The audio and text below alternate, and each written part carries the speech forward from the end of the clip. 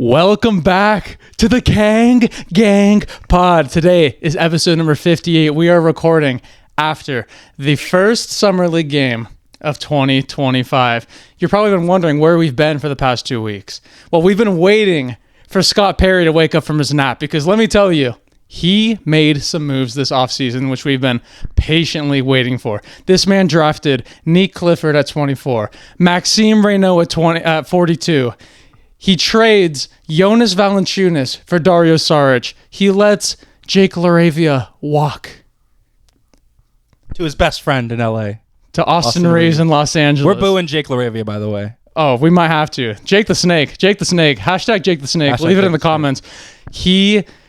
What else? And then he signs Dennis Schröder for a 3-year, $45 million deal. The man woke up, so let's talk about it. It's good to be back. We are recording this right after the Summer League Kings versus Orlando Magic victory, 84-81. Let me just say this.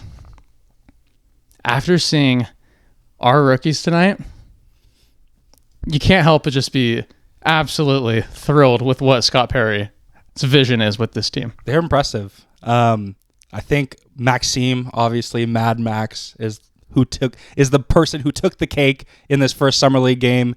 Not just by his incredible shooting. Let's see his stat line. 17 points, if I'm not mistaken. Yeah, so he had 17 points, 4 rebounds. Oh, no, sorry. No. Maxime had 16 points, 5 rebounds, and 2 assists. I don't have the field goals written, but he was very efficient. He had 11 points. 6 for 11 from the field, 2 for 5 from 3. Incredible. As a 7'2" player. Yeah. But me and Krista were talking about this during the game, and if you're a second-round pick, let alone a late first-round pick, so Clifford and Maxime are in the same boat, they're going to get playing time on this veteran-led team this year. It's going to be setting the screens, doing the dirty work, playing tough-nosed defense, and that's what we saw out of both of them. Maxime, in particular, set very good screens, getting the teammates open shots, and that's what's going to get him on the floor. And then, obviously, we know he has a three-point shot, and he can score, so once he does the dirty work, DC sees that he's a dog, which he showed in the first Summer League game. I think he's going to get some playing time this year. I am beyond thrilled with what this guy displayed for us in his first game. I mean, like we've been joking about, he made Andrej Stojakovic transfer out of Stanford for a reason, and now we're seeing it on full display here. I mean, 11 points, not missing a shot from the field in the first quarter. I mean, that was so exciting as a Kings fan to see. I mean, I was telling you right away, I'm like, what's stopping Doug Christie from putting him at the 4, moving Keegan to the 3? Yeah. And just right away, like, immediately impacting this team? Because although he's a second-round pick, like, why give him spot minutes when it comes to the actual season? Like, let's see what this guy could do. And, like, what he did today was just, that's just going to help his resume with fighting for, minutes this season. I think it was great. I was very, very proud of him today. What he needs to master during this training camp is just the corner 3. If he can knock down the corner 3 like we saw with Quentin Post on the Warriors, who came out of nowhere giving them solid minutes, if he can just master that corner 3, you could definitely see a him, Sabonis, and Keegan lineup for sure. That's just help that's the spacing dream so much for because we've been needing that 4 spot. Obviously, Keegan can play the 4, but he would excel more at the 3. So that's why I think if Maxime and Sabonis do get those dual minutes, I mean, that could unlock a different aspect of this team moving forward. I mean, yeah, like I think today, like his corner 3 was a little bit rushed at times. I think he was getting a little excited. He's probably like, dude, I'm going off. Like I'm gonna keep letting it fly. But I think as time goes on, he's gonna get more confident with the shot. And I think he can become that corner 3 specialist. I think the one, I mean, there's not much to say about like any downsides to his game that we saw today. But I think if he just strengthens his defense in the paint, that is probably the one thing that I'm keeping my eye on right now is how is he going to handle some bigger offensive guys in the actual NBA season. Yeah, because he's going to get targeted for sure. Definitely. Every rookie, every young big man does. But also another thing that the box score shows is 2 steals at least from everyone. So the ball pressure, not just from Maxime, but from Nick Clifford, from Devin Carter. At least 2 steals from all the starters from the Summer League game today. No, the first quarter, I mean, I think we held Orlando to 12 points. Yeah. So, obviously it's 10-minute quarters, but still, I mean, it's something to hang your hat on. And I think what that shows too, sorry to interrupt you, is Doug Christie's philosophy and his talents just kind of seeping through the coaching staff, right? Great point. Remind me of the Summer League. I forgot the name, but the Summer League head coach. But obviously he worked under Doug last year.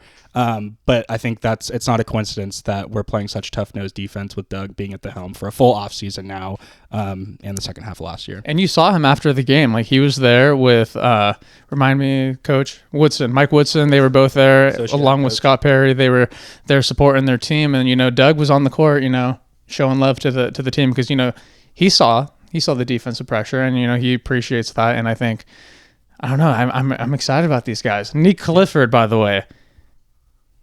I know all eyes were on Maxime just because what he did in the first quarter, but Nick Clifford finished with 17 points, 4 rebounds, 3 assists, and again, 2 steals. Yep. So he had a great game. He got to the line like effortlessly. I mean, the way he was driving the ball, he had that nice baseline drive at the end with that one-hand dunk, which was impressive. Mm-hmm. And then that pull-up 3 off of the Maxime Reynaud's strong screen that Johnny loves. Yep. The only reason why he got that 3 off was because of the space that Maxime gave him, and like. He looks like an NBA player. You could see Nick why Clifford looks like an NBA player. No, 1,000%. He tried to have a couple SportsCenter top 10 highlights. I know dunks. He was going for it. But you want that out of a rookie. You want that mindset. A guy that's picked 24 late in the first round and then early second rounder showing out against Orlando's rookies. I mean, you got to show love to that. And they were making. Tristan Da Silva had a pretty good game on Orlando's side, but they were looking as good, if not better, than a second-year player. Speaking of second-year players, we got Isaac Jones and Devin Carter. So Isaac Jones had 11 points, 6 rebounds, 3 assists, and 2 steals. And Devin Carter, let's talk about him. This is very interesting because he finished with 8 points, 2 assists, 2 steals. Don't have the field goals. Did they show? I don't know if you want me to tell you. Please. He shot 2 for 14. Exactly. Okay, so this is why we need to talk about this because obviously it's well known that we're looking for that point guard position. We got Dennis Schröder to be our starter right now. Who's going to be the backup? They're saying Devin Carter is going to be leading the Summer League team at the point guard spot. And he didn't really look like a point guard in my eyes. It looks like he was more looking for himself tonight.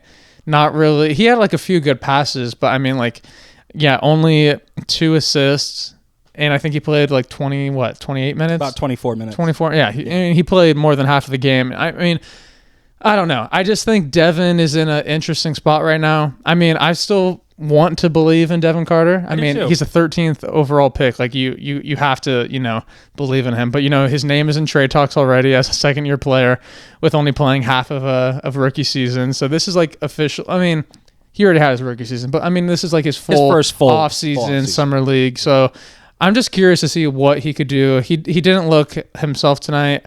He did say in some interviews that he is excited for Summer League to show everyone like what he's been working on, but I bet he's not excited with that performance. Definitely not. Definitely not. The scoring needs some work. The shooting needs some work. It's hard. His jump shot is just, I don't know. Every time I see him shoot, I'm just like, it's hard to watch. It really is hard to watch. That hitch in the shot, dude. The arc. But the ball pressure is there. The defense is there. He only finished with 1 steal, I believe, but still, was a positive plus minus, and you could see watching the game, his ball pressure was there. He was making the offense uncomfortable. So at least the defense and the effort is there, and we know that's what Doug Christie wants. Those are the guys he plays. You just wish the offense would come along, and hopefully as the summer league goes on, he gets a little bit more comfortable. Obviously, a shoulder injury, which is what he had, affects your jump shot so much and affects your rhythm and how you play the game. But the good sign is the defense is there. We just hope the offense kind of comes across. And that's what you're seeing with basically the whole roster. I mean, you're seeing defensive effort. You're seeing, obviously Devin Carter started picking up full court. You saw that ball pressure immediately from Mr. Big Red Dog, Mr. Nick Clifford. Red Dog. He was,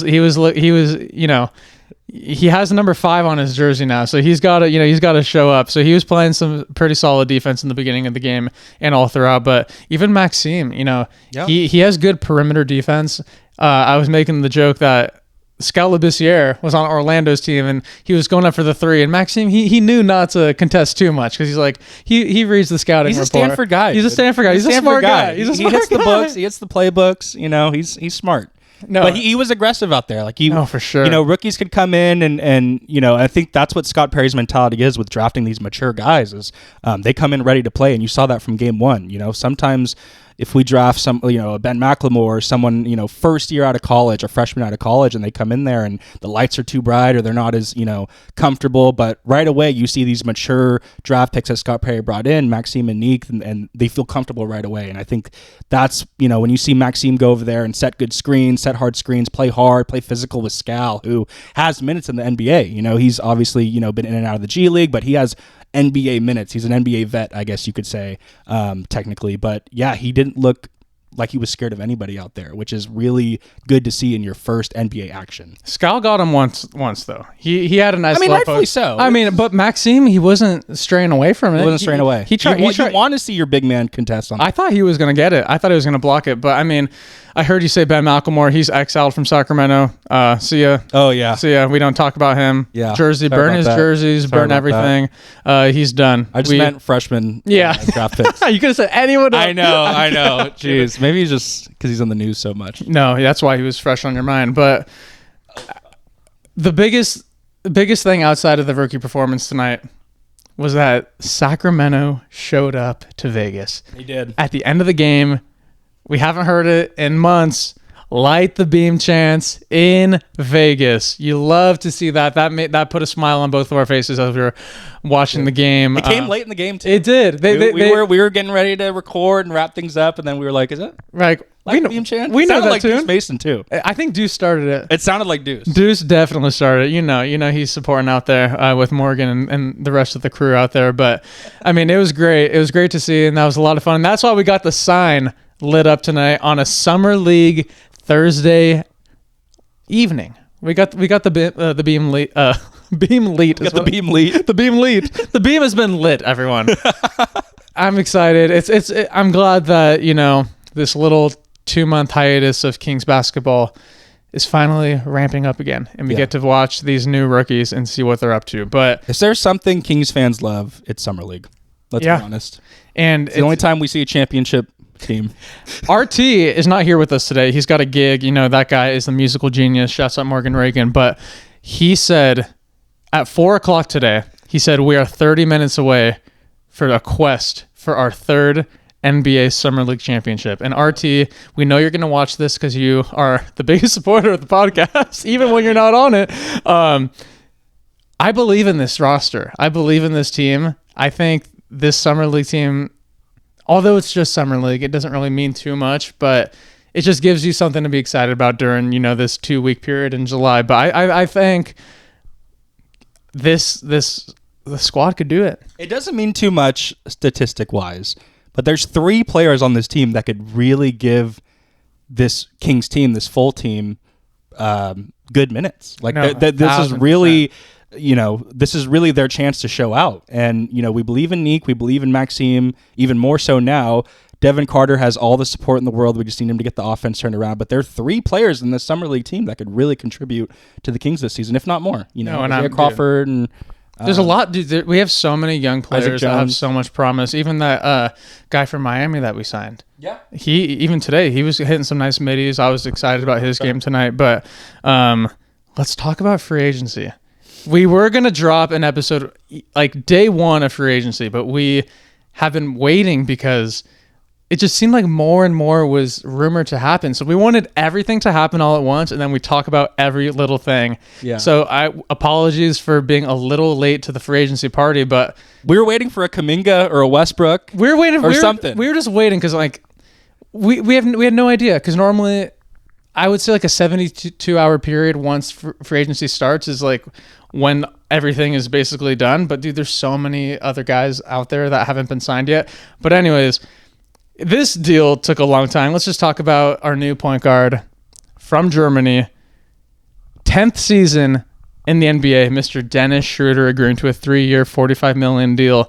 That Dennis Schröder saga They got to do a 30 for 30. They had Kings and Detroit Pistons fans on the edge of their seat for 4 days. That's another reason why we didn't record, because we were waiting to see, is this Dennis Schröder signing a sign and trade for Malik Monk?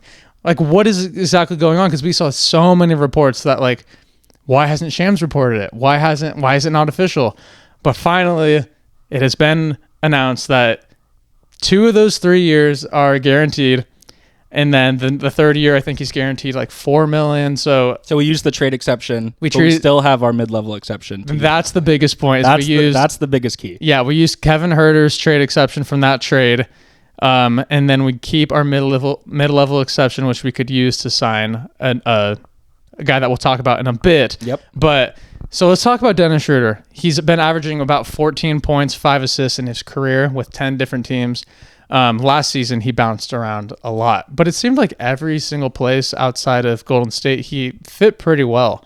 Even when he went from Warriors to Brooklyn, he was playing good there. And then when he went to Detroit, he had a solid role for the Detroit Pistons during their Beam Team era run. So, I mean, I would say that I'm excited about Dennis Schröder because, you know, he's just a veteran point guard. We see what this guy does in the FIBA. When he's wearing Germany across his chest, that guy looks like the greatest European star of all time. So I'm excited because what Scott Perry's been saying is he's looking at guys to fit a certain mold, fit the identity. And I think, and he was even saying it today during his interview, that he thinks like Dennis Schröder fits the exact role of what we're looking for. And I think, obviously, our team is a little bit older with like our starting 5 as of right now, but I think like people would rather have him as a backup point guard, but he can start, and he's like out of like 850 games, he's started about 450 or something like that. Yeah. So like half of the games of his career, he's been a starter, and I think he could do the job. Like obviously, we're not going to expect too much out of Dennis Schröder, but I like the signing. I like that we addressed one of our holes immediately. Mm-hmm. Yeah, not the sexiest big name signing that I think Kings fans were expecting, but solid vet point guard, like you said. He's been around the league. This is his 10th NBA team, I believe. A lot of teams. I mean, he said it best in his press conference. He's a player that gives his all on the court, and I think, he's not going to score 20, 30 points a game, but he's someone that you watch and you're like, I wish this guy was on my team back in his Atlanta days, even when he was bouncing around in Brooklyn. A good sign is that he was shooting close to 40% for Brooklyn a couple of years ago off 6 attempts. So we've seen his jump shot kind of come along. When he was first starting in the league, he wasn't much of a shooter, but we've seen him grow. Had really solid games with Detroit last season as well, towards the end of the season.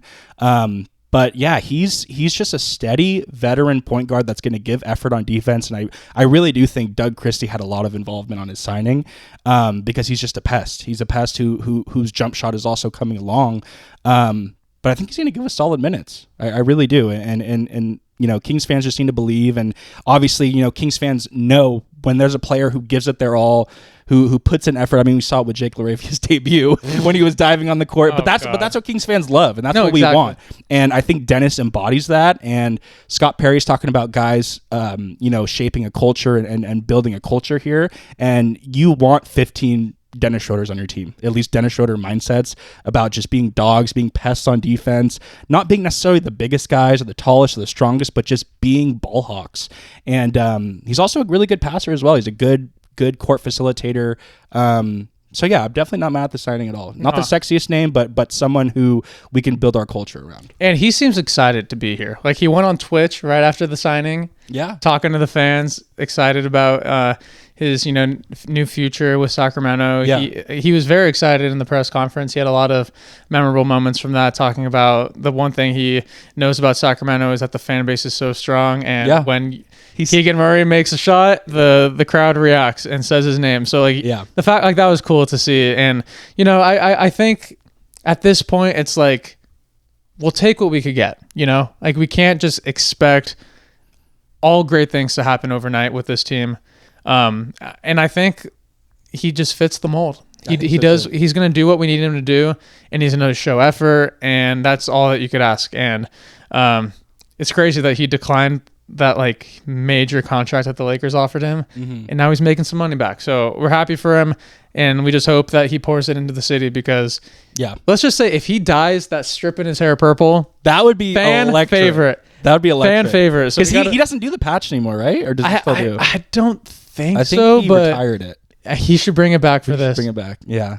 He made it clear in his press conference that he is grateful that the Kings wanted him so bad. And I think, obviously we like to clown, he missed that contract and clown, but that really takes a lot on you mentally, just knowing that there's all that money out there that you left behind, all these people bagging on you for turning down a contract and things like that. And he really made it known, and it was clear to me watching the press conference that he appreciates Scott Perry and all of the Kings brass believing in him and him being the first call and him being wanted.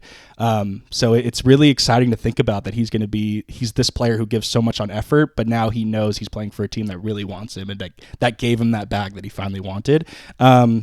And yeah, he's going to be 32, this year, but his play doesn't necessarily rely on athleticism. So it's not anything that's, to be scared of. So, yeah, it's going to be exciting. And I'm glad he appreciates and knows that the Kings wanted him so bad.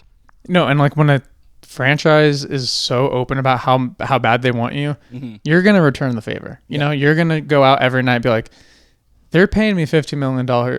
They tried so hard to get me here. Yeah. It took 5 days. All these other signings.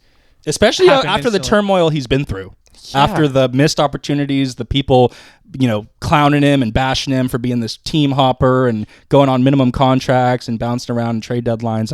I think he's going to settle in and be as motivated as ever. No, I'm excited for Dennis. I think it was a great signing. Let's move on to the first deal that happened immediately when free agency opened.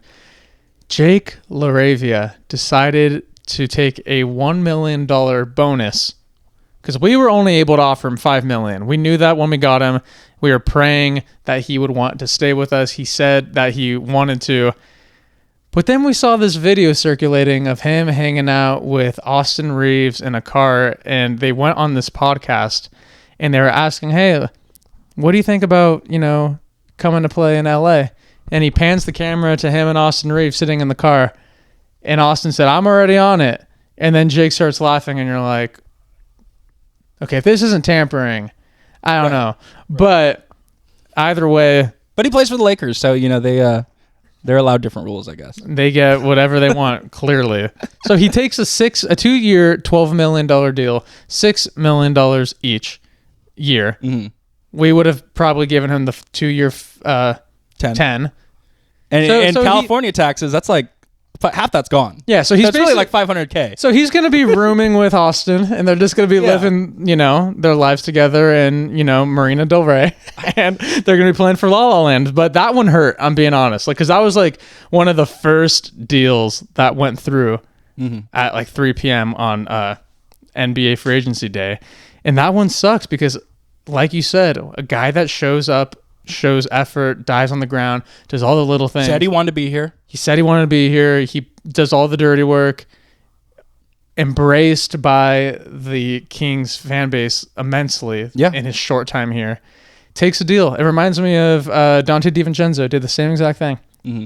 They go to bigger market teams in California. Do you think it was Scott Perry not prioritizing maybe the communication with Jake? What I think it was is we traded up to get a guy that plays the same position as Jake LaRavia. Mm-hmm.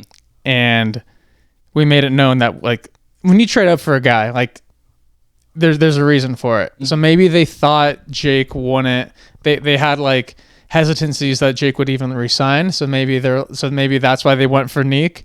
But I don't know. I don't know what it was, but I mean, obviously LA is enticing. Of course. I didn't know before the post. I didn't know Austin and Jake were even friends. Dude, I really didn't know they were that close. Either. But you could see Austin has a big influence on him. I don't know if you saw that Lakers post with his hat sideways, announcing, he's excited to work for the Lakers.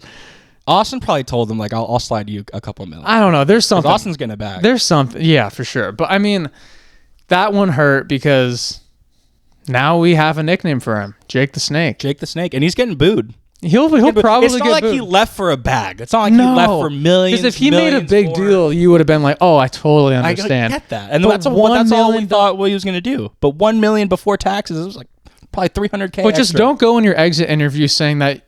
Oh, now that Doug Christie is the head coach, like I want to play here. Right. Like, don't say that. Just say like, I enjoyed my time here, and we'll see what happens. Like at least like just be honest about it. Don't edge us. Seriously, we were edged. We were edging off the cliff. He's getting he deserves to get booed. He probably will, but honestly, like the Lakers are getting a excellent Dorian Finney-Smith replacement. Yeah, I mean, to pay for the Jake price $6 million, and Dorian is making like 18 or something like that. Like, what a return! I mean, I think Lakers fans are very lucky to have Jake LaRavia on a solid deal for the next 2 seasons. Absolutely, but that kicked everything off. That kicked everything off. That got the pot stirring. That got me nervous. I'm like, dude, what? What's next? So I think the next move was Dennis Schröder, but it was obviously up in the air. And then immediately after, Scott Perry trades another guy that we love. JV. Jonas Valanciunas goes to the Denver Nuggets for not Aaron Gordon, not any exciting player. We got Dario Saric. Dario. No knock on Dario Mario Saric. Have we waived him yet? No. Is he? But it seemed like at the time we did that to create space to sign Dennis. For sure. That was a salary dump trade. Of course, because like that's not a fair 1-for-1 trade. Everyone knows that. No. But what was so funny about that deal was immediately after, Jonas is like, I'm going to Greece. I'm going to... If I'm not playing with my Lithuanian brother. Yeah. He's like, you trade me away from Domas after I'm not playing with this Serb. He's like, I hate Jokic. So he's like, I'm going to Greece. And he was offered a 12 million euro deal, which is like $15 million, which is a solid deal. And I mean, Jonas doesn't really have much else to prove in the NBA, but Denver found a way, as of today, to find a way to keep him, which is great for Denver because, oh my God, Denver had an unbelievable offseason. Yeah. We'll get into that a little bit later, but we bring in Dario Saric. We say goodbye to an incredible backup big in Jonas Valanciunas that played some incredible starting minutes when Domas went out. But we also decided to sign Drew Eubanks. So we signed Drew Eubanks, which I believe will be the third string center. I think Maxime Reynaud will be hopefully the second option. If not, find some spot minutes in a starting lineup potentially, because I just love the possibility of having him in a lineup with Keegan and Sabonis. But those were basically our moves from the free agency. We do have a bunch of free agents still on our roster. We got Trey Lyles, Jay Crowder, Markelle Fultz, Doug McDermott, Mason Jones, and Isaiah Crawford. So those are all free agents on our team. As of this recording, too, Trey Lyles getting a lot of Warriors traction. Really? Yeah. I have not been seeing that. Have been linked to him. So I'm curious. I don't think Trey is going to resign. So are we both on the same page that Trey will be gone? Yeah, I think he's gone. I think he did everything we could have asked for him, and as of last season, it looked like he plateaued. Yeah. And I think when a guy gets to that point where it's like he's like regressing from like the previous season, like not really giving you much more, like that's a guy that you could replace. Unfortunately, he was a great number 41. He did Costa Koufis some big honors wearing that 41 after him. Great reader. Had the book club. Excellent reader. Yeah. Let's talk about Jay Crowder. Veteran. Yeah. But we have so many veterans on our team now. So it's like, do we keep Jay or is he gone? I think he's gone. See you, Jay. Jay. He didn't get PT last year. I think he's gone. Barely. Markelle Fultz. It's so funny because in the exit interviews, everyone's like, we need a point guard. We need a point guard. We need a point guard. And if you look at Markelle Fultz, he's a point guard, I know. In today's NBA, it's so hard to not have a point guard that can shoot that can't shoot. Exactly. It's just funny. It's impossible. It's just funny that everyone is saying we need a point guard where Markel's for like, guys, like, I'm here. But Markel's... Did you see my mid-range game last year? That's what I'm saying. So I think Markelle is gone. Yeah, I think he's gone. Doug McDermott. I think he's staying. Yes? I think we'll get him for another year. Okay. What do you think? I want to see what other options are out there, but if we need shoot, we know he could shoot the lights out of the ball. So if we need shooting, if we need another three out there, then I think we bring him back. But I don't know. There's got to be better options. Probably. Younger options. Probably. And then I believe Mason Jones and Isaiah Crawford, they're on like, they have like these 2-way deals that are, I don't know. Non-guaranteed. Yeah, I don't know what's going to happen with them. Okay. When the Dennis Schröder stuff was going down, also a big name a little bit north of us named Jonathan Kuminga, who is on a very interesting situation in Golden State, has been linked to Sacramento out of all the other teams. I think Miami was in the run for him and a couple others, but it sounded like Sacramento was like the team that was pursuing him the most. We were willing to offer Devin Carter, Dario Saric, and second-round picks for Kuminga. You got to think about it this way. It's a sign and trade. So it's not like that's the only thing we're giving up. Like, we have to sign him to like probably a $20 million to $30 million deal for this guy. But if we were to get him, he would be the youngest player on the team, which is crazy. And I don't know. I think I would like Jonathan Kuminga on our team if we don't have to overpay for him. And I think that's a very fair offer, and I think other teams around the NBA aren't willing to give more than that because of the exact same reason. And I think that this is so far the best offer on the table. And I think worst case scenario is the Warriors have to re-sign him, or they keep him on for this upcoming season, and then he walks in free agency. So like, you might as well get something for him. I think Devin Carter, he's like a project player that could definitely turn into something in the right system. That could be with us. That could definitely be with the Warriors. He shoots 2 for 14 like tonight. He needs to do better. Devin Carter needs to raise that trade value. No, for sure. But I'm just saying, like, yeah, I hear you. Like a second-year player.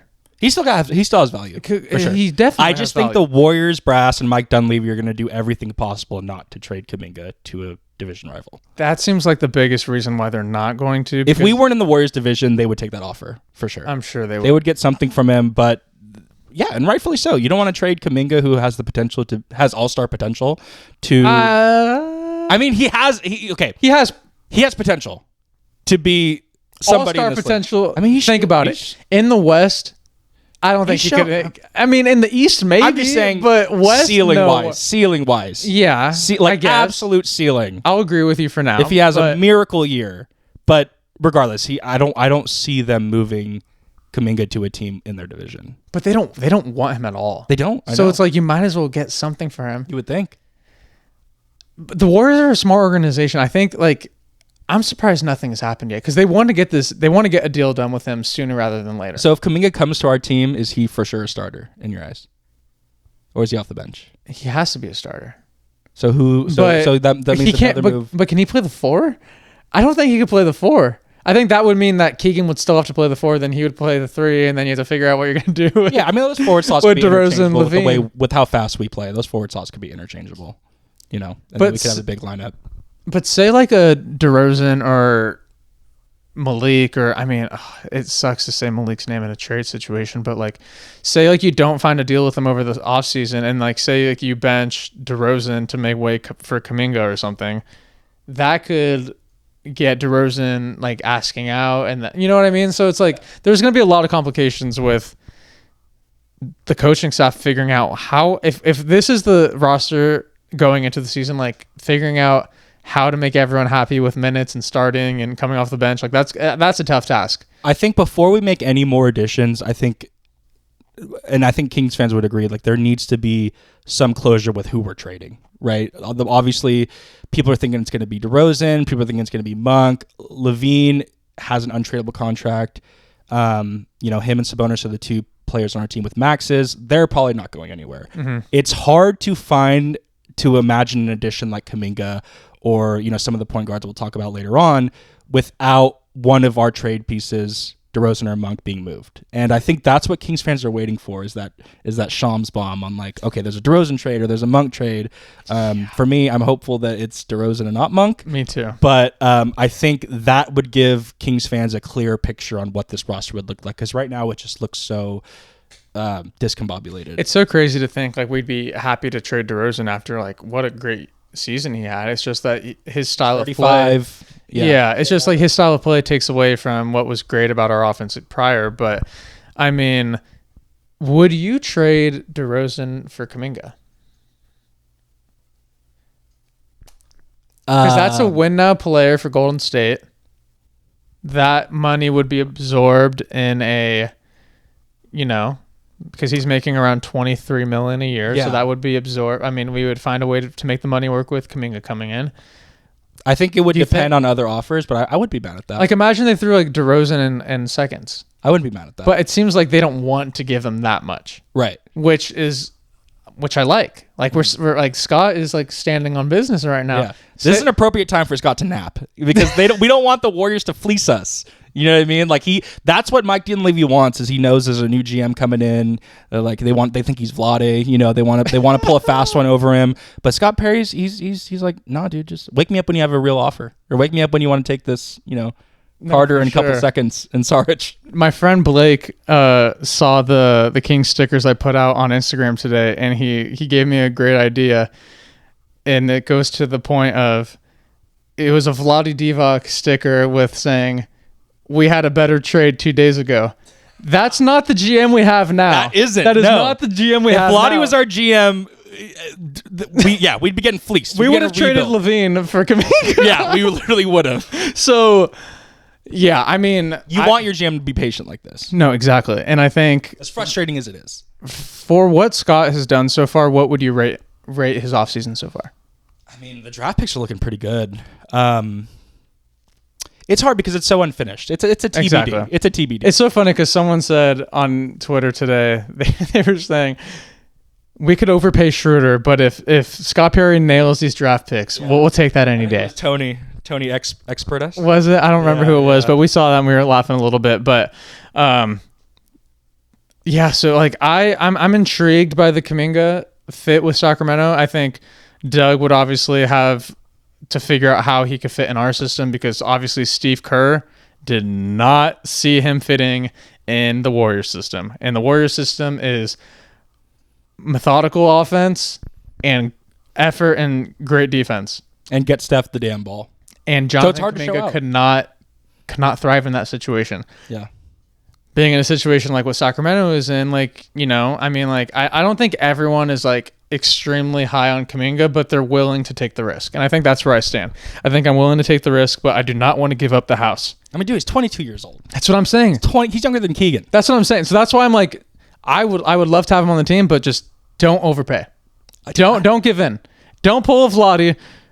Don't pull a Vivek micromanaging Monty McNair's moves. Don't do either of that. Don't do anything Scott Perry- impulsive. Don't do anything impulsive. Exactly.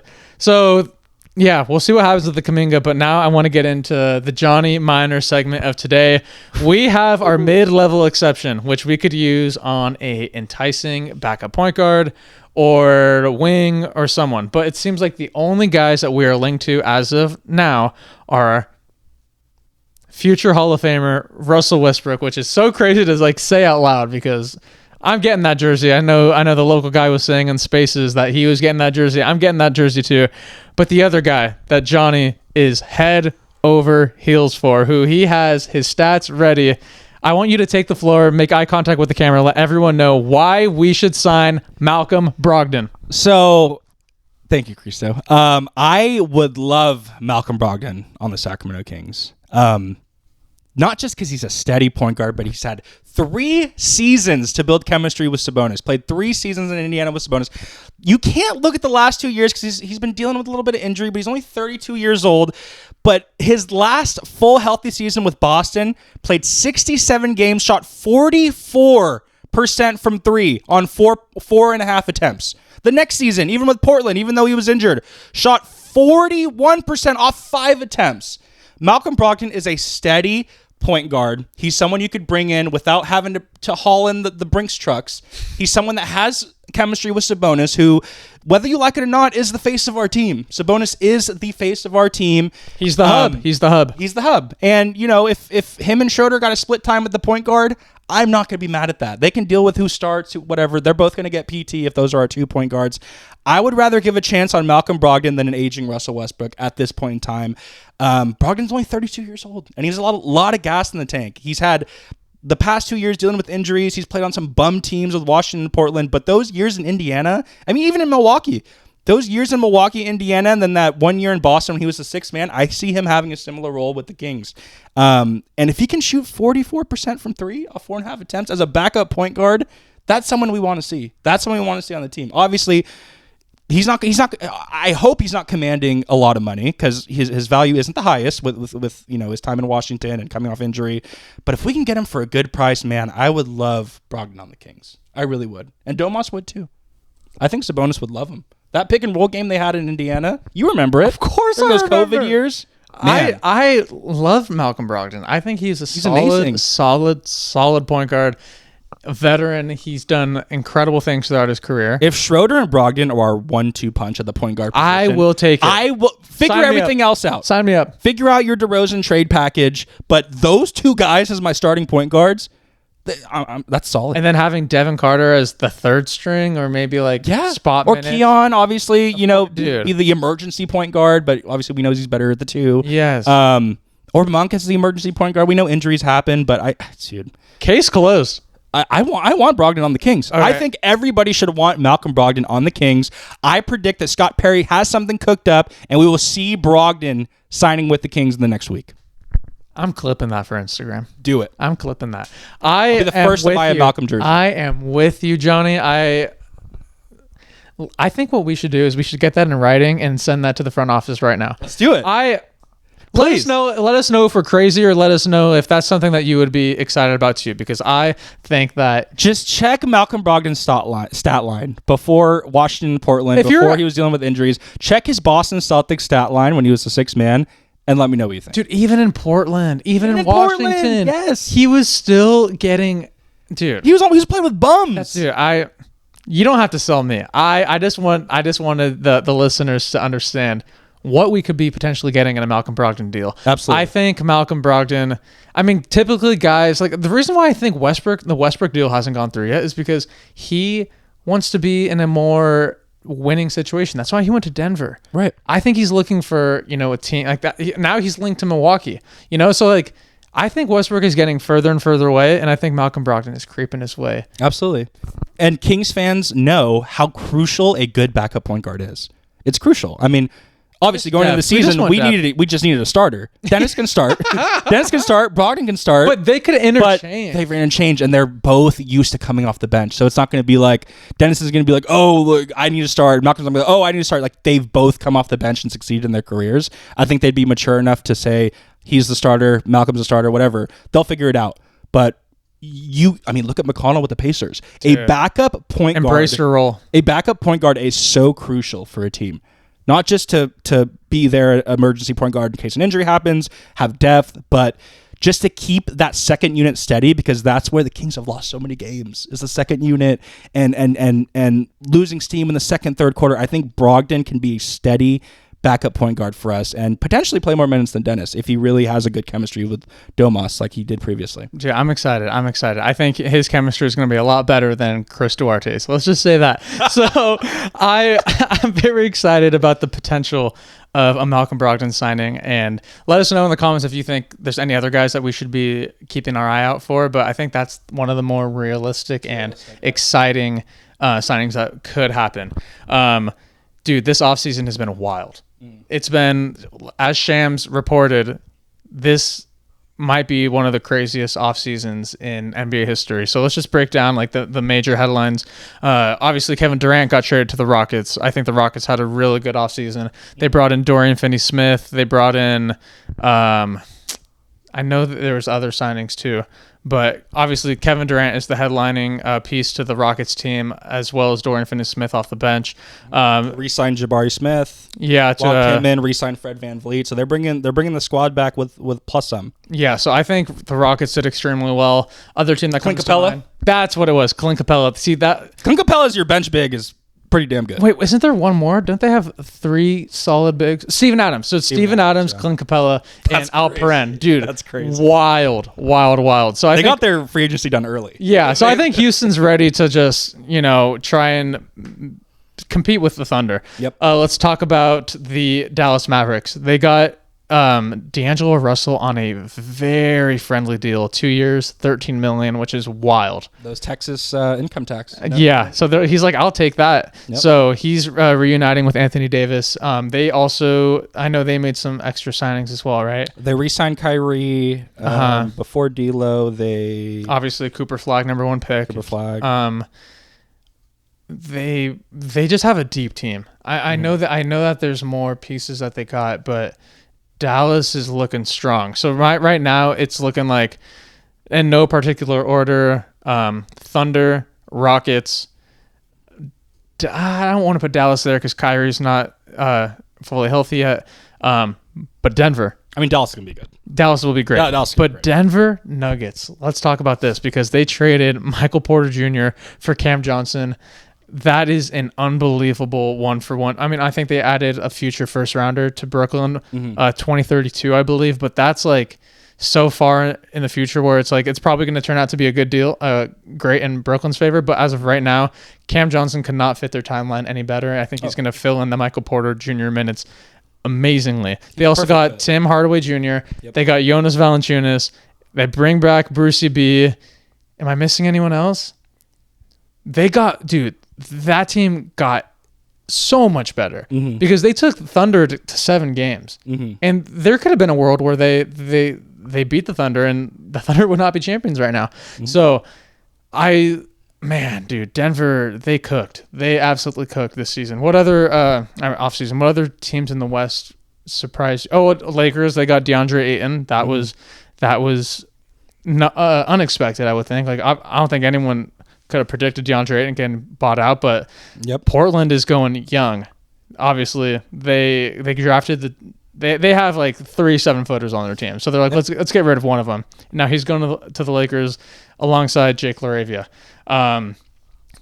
Memphis made some huge moves too. Memphis got what's his name from Cleveland, Ty Jerome. Ty Jerome is over there. I think they made. That was like one of the bigger moves, but that's like a crazy good backup point guard.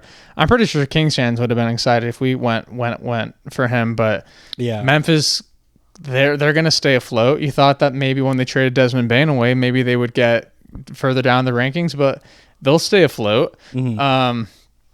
Phoenix, obviously, they got Jalen Green and Dylan Brooks and that number 10 pick, which Jack the Kings fan is so high on. He was saying that this guy is like, he put me on. So apparently the number 10 pick, I can't even pronounce his name right now, but he, the center from Duke, is going to Phoenix, and he got introduced to the game of basketball at 14 years old. Yep. He was playing for South Sudan at 16 years old, Duke shortly after, and now in his 5th year of playing basketball, he's the number 10 pick for Phoenix. So his ceiling is like, dude, like he's going to like just develop and develop. So like Phoenix, even though they got rid of Kevin Durant, they got a pretty good haul in return. And they lost Tyus Jones, but I don't think they signed anyone else yet. But they're probably going to buy out Bradley Beal and then, dude, I don't know. Yeah, we'll see. There's a lot of moves to be made. It's dude. We're not even close. So much that have happened. That's already happened in the league. But there's so many moves that you just know are gonna happen. Obviously, the Durant domino already fell, but yeah, Beal, DeRozan. There's still a lot of pieces. There's a lot, but the fact that 29 teams in the NBA have made a move in the offseason, and the only team that hasn't has Jonathan Kuminga on their team is crazy. Jordan Poole going to the Pels. That was a big move. Sadiq Bey, sneaky good addition, I think. I think this was the biggest surprise. Miles Turner leaving Indiana to go to Milwaukee. Yeah, that's probably the biggest headline so far. To their rival, dude. That blew my mind. Yeah. If you're Indiana, like how could you not pay him a little bit more than what he was asking? Yeah, I don't know. Because they were going to sign him for 3 years, 60, and he got 4 years, 107. I guess that extra year he was just. Yeah. So he's getting paid obviously a lot more by Milwaukee, but that obviously led to the Damian Lillard domino, which is crazy. He's not going to be in Sacramento, unfortunately, but Damian Lillard will most likely sign with a contender or go back home to Portland. I'm curious to see Turner and Giannis's fit because I know Turner can shoot, but his 3-point shot isn't as reliable. Like Brook Lopez is a by far better 3-point shooter than Miles Turner. I'm just so curious on the fit. That's a lot of money to commit to Miles Turner. I know that is a lot, And but he's a stud. it's well deserving great, though. But when you have someone like Giannis, you need to be sure that these pieces are fitting next to him. And I'm just like, because that was a very bold move by Milwaukee to do that. Because like, is that enough to keep Giannis to stay? right. Giannis was on I Show Speed's stream today in Greece, and Giannis said, "Yeah, You see the clip of him breaking a chair? oh yes." But like Giannis was saying that he's like, I love Milwaukee. I'll probably resign, but like he looked like nervous answering that. Yeah. So he could still be on the move, which people are still kind of anticipating. Like I think NBA fans just want him to leave Milwaukee, but he's a loyal man. So we'll see what Giannis does. But you brought up a good point, Brook Lopez. He left to go to the Clippers, and I think the Clippers have been having a sneaky good offseason as well. They got John Collins. They got a backup big in Brook Lopez. They lose Norman Powell, but Clippers got better too. Yep. So if you look at all the teams that we listed in this 5-6 minute rant, all those teams got better. So it brings up the question, what are the Kings going to do? It looks like there's no market for DeRozan. Obviously, LaVine and Sabonis, like, we're keeping them. Monk, he was tied to Toronto for a while. I saw that where I'm like, oh, like, are they going to, like, give up something for Malik? But then 5 days after the Toronto report, you're saying that there's absolutely no need for a Malik Monk on anyone's team, where I'm like, are they not seeing what like I'm seeing here? Like, it's just, we're backloaded at that position right now, and I'm just curious. Like, I'm like all for keeping Malik. Yeah, I think he's a great backup shooting guard on our team. Yeah. But There's just so many other holes we need to fit. that's what I'm saying. We So just need everything to reorganize. But yeah, like you said, the Clippers they look good. John Dude. Collins is a very good addition. that's the guy we've been wanting for so long, and he goes to a different team in California. Our division rival. But that's a good trade. I read a report today that Utah was forced to trade John Collins because he is responsible for more wins than they wanted. Which is crazy. Which is so crazy. Yeah, and like they limited him to 40 games last season because they're like, dude, we don't want to win. Like, stop being good, essentially, is like what they're telling him. Are there any other teams in the West that got better? I think a lot of them did. But go down the list, because I know there's some other teams that I did not list that. I mean, Pels made some, that team, Denver, dude. Yeah. Bruce Brown going back to Denver. We forgot to mention that. No. We talked about it. Yeah, we talked about it. Yeah, that's a sneaky good signing. Oh, San Antonio kind of made some moves. Yeah. They got Kelly Olynyk, and they got Lou Cornette. Dude, Lou Cornette, and the meme. What do you think about that contract? That was a lot of money. I think that was a lot of money for a guy that does jumping jacks on defense. But imagine if he could get Wemby to do the jumping jack duo with him. Oh, he'd get 20 blocks. He'd get 20 blocks a game. So I don't know. I think it's an excellent backup big to have. And I feel like he's going to just be so good for San Antonio. So I don't hate it, but any other team I'd be like, what are you doing? But for them, I'm like, San Antonio knows what they're doing with their guys. So yeah. Pels got Kevon Looney. Yes, Give Missy some backup minutes. That was an interesting move, bringing back Poole and Looney. I think that's interesting. I'm not worried about the Pelicans. I still think the Kings are above them going into next season. I just hate playing them, no matter who I have. CJ. I still have CJ's PTSD. gone. I got PTSD about that team. I just don't like playing them. I know we're missing teams. There's other teams that made moves in the West. Oh, out of re-signings, Dallas. We already talked about Dallas. Minnesota re-signed Joe Ingles. Oh, Portland. I think Portland got Drew Holiday. They got Drew Holiday. So I mean, is he gonna stay, or are they gonna like? That's what yeah. So like Portland is still. I mean, it's hard. It's hard because we're in the middle of the off season. But Portland is still like, as currently constructed. Like, Drew makes them way better if Drew finds a way to buy into that team. Yeah. Because their defense in the second half of last season was insane. I think they're banking on Scoot taking that next step. I mean, they better hope so. I mean, he's only 21 years old, which is crazy. Yeah, that's great. great. Like he was drafted like 10 years ago. But I mean, yeah, you spend number 2 pick on him, like you need him to pan out. No, yeah, of course. Utah, they got Ace Bailey, but nothing else. So I mean, they got Yusuf Nurkic. Dude, that's so crazy. That's so crazy. Dude, I don't know what Utah's doing. I actually don't. Like, I wish we had Brian Windhorst here so he could tell us what the heck is going on in Utah, because I don't have the answer for you. Let's talk about Atlanta, because I think Atlanta nailed this offseason. They got Luke Kennard, Kristaps Porzingis, Nikhil. Oh, that's who it was. Nikhil Alexander Walker. Yeah, that team's going to be a problem in the East. I'm intrigued by the East this year because with all these injuries in the East, like it's completely wide open. Yeah. So I think Atlanta's going to be good. Atlanta's going to be good. Those were the two teams that are going to get those boys right, for sure. But they're obviously putting all their chips on Trae Young. They believe in him because everyone's like, is Trae Young going to be on Atlanta this coming year? That makes me so upset that we didn't go all in on Fox. Right. Like they're doing the opposite of what we did. I know, and it kills me. It kills me that we couldn't just build around our guys. But yeah, I think Atlanta, they're going to be good. I think Orlando Magic got way better. Desmond Bane, they bring in Tyus Jones off the bench. I don't know if they got anyone else. I think they re-signed Mo Wagner. But dude, I think they're going to be solid. And they have like a 5-year, 5 years to make it happen. Trying to think what other teams in the East made some. Hawks got Luke Kennard. Yeah, Luke Kennard. Oh, we didn't talk about Minnesota. So they lost Nikhil Alexander Walker. They re-signed Naz Reid. Mm-hmm. Did they do anything else? Did they just lose Nikhil and not fill in that gap yet? I don't think they filled it in yet, no. Yeah, Minnesota was... I mean, obviously, you could be very happy with the re-signing of Naz, but losing Nikhil... I mean, Shai Gilgeous' cousin. I mean, that's a tough loss right there. But he's going to make Atlanta way better. For sure. He's just what they need. I love that signing for Atlanta. And then Chicago, dude, they're in Doom's land. I mean, dude, Chicago, I'm sorry. I'm sure Kevin Huerter is going to have some fun over there, though. Charlotte and Washington, they are still, I mean, not doing anything in purgatory. Exciting over there.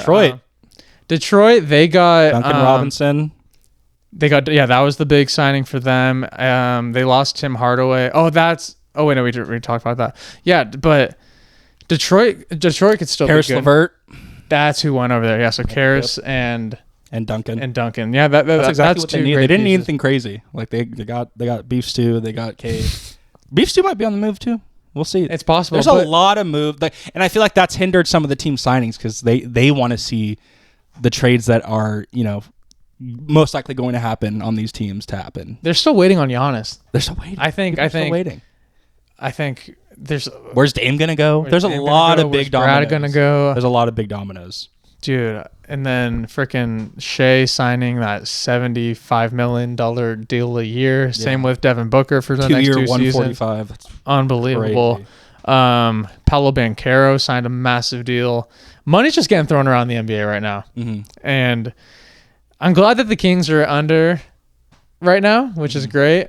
But, dude, some of these other teams are going to have to, probably make some Boston Celtics like moves later on down the road. I think Chet Holmgren, he just signed a 5-year $245. Dude, these numbers are insane. J-Dub too? Yeah, dude. It's wild times to be a basketball player. We just want a winning team. That's all we want. We just want a backup point guard. And we want to trade DeRozan for something. I have a question for you. Before we end the pod for today, if you are Scott Perry, how are you attacking the rest of the offseason? I'm making a trade before I sign anybody, I think. So you would say you're going to trade, say, a DeMar or someone before like a Malcolm Brogdon? You need to see what this roster looks like before you make more additions.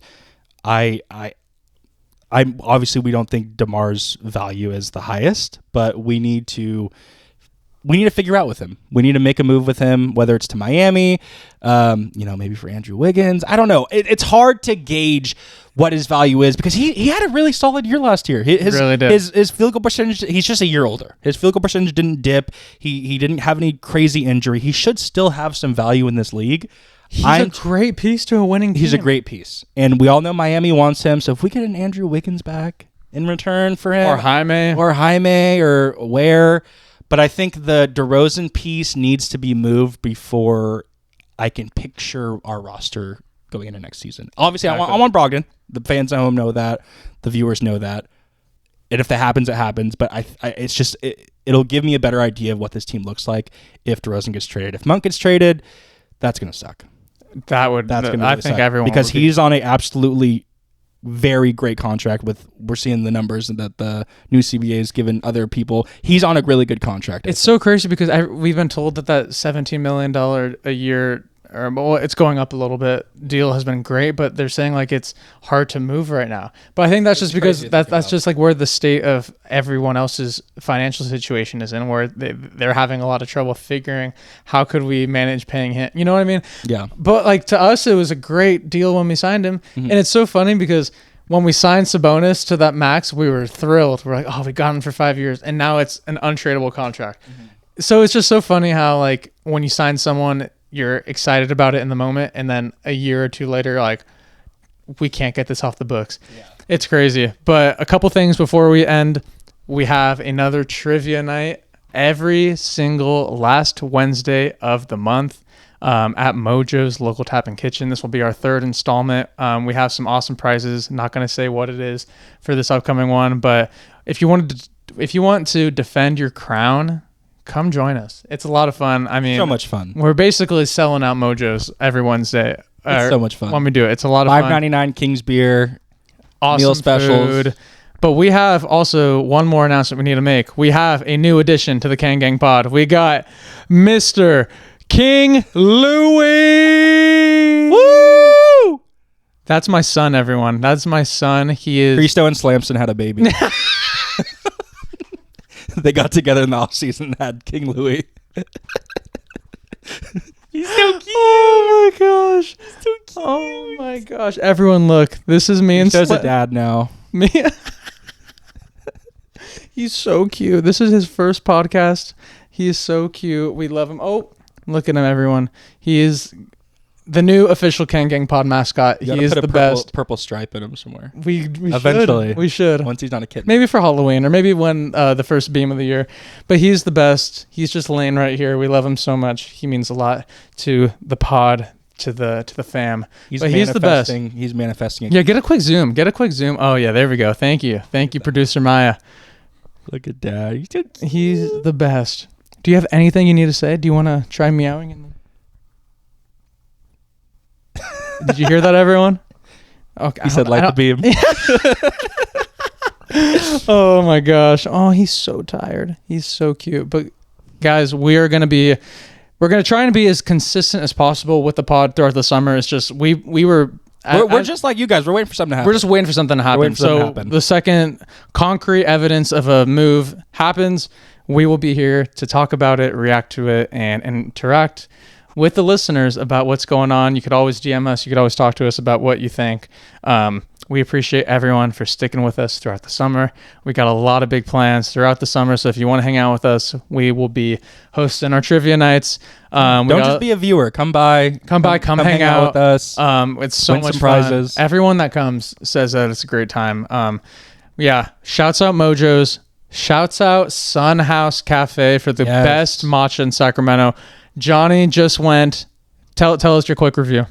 It was delicious. I got the banana cream matcha and the Earl Grey matcha for myself. And let me just say, if you want to taste authentic matcha without it being too sweet, you just want to get that matcha taste, go to Sun House Cafe. They have beautiful plants there as well.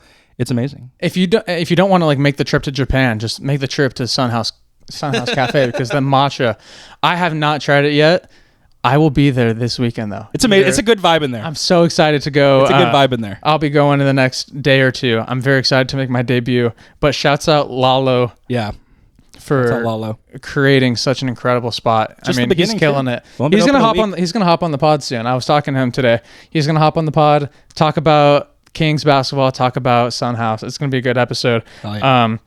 But I think that will do it for tonight. So yeah, just let us know. That's it. Keep tapped in with Summer League. It's the Maxime and Nick Clifford show, and hopefully, we're here for it. And hopefully, Devin Carter improvement. Dude, we hope. Before we close out, we have one more thing to say. What a game by Maxime Reynaud. What a game. Not Maxime Reynaud. Oh, wait. What a game by Maxime Reynaud. It's Maxime Reyes. No. One more time. We were talking about this earlier. If you're sticking with us, you're going to say, not Maxime Reynaud. Maxime Reyes. Even what? Yeah. Guys, this Summer League game was unbelievable. Shouts out Nick Clifford, but more importantly, shouts out number 42 pick. Okay, we're getting this. I'm clipping this. Guys, it's Summer League time. Shouts out Nick Clifford. Yep. Shouts out number 42 pick, Maxime Reynaud, for going off tonight. No. It's Maxime Reyes. Because tonight he was getting buckets. Dude, I'm excited for this Summer League. Bonjour. Dude, it was the French Revolution tonight. It was. Give me some French. Dude, Let's go. Let's have some escargot in honor of Reynaud tonight. Escargot for Reynaud. Mad Max. Mad Max. We love you. Thank you Love so you much for guys. tuning in. We'll see you on the next one. See you, Malcolm. Take it easy. Louis. Wait, who are you picking up the airport again? Picking up Gak and Jordan right now. That's why we're ending the pod right now. But Louis, say hi. Louis. Meow. He's a cutie.